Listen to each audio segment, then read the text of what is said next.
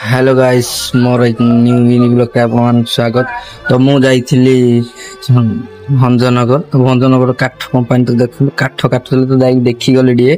काठ केमदी कटा होय अलग प्रकार कटा सार आसले कहले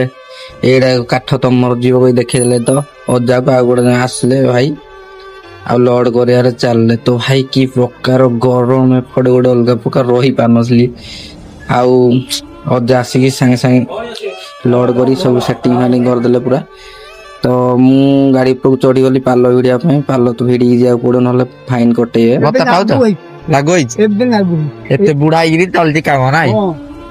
पुणा लोक आउ काटा गुटे के काठुआ आउ बिल नहीं कि बाहरी गली मु टिक्का वाली। तो गरम होतला भाई जल्दी जल्दी जीवा भाई मत पूरा रही पानथले एडी जल्दी जीव कही बाहरी पड़ली। आ देखन तो एडा भंजनगर बाईपास रोड।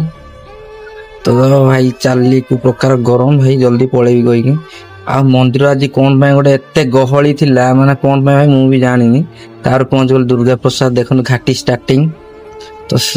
जणे तो मु भलरे वीडियो बने पारनी तो टिके देखा जाउची घाटी आ पहुंच गली कलिंगिया छक भी आज गहली पूरा प्रबल काई ना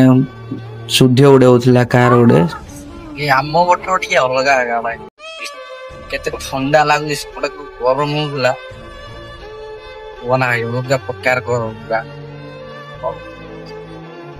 आमो गोटो ठंडा डी अलगा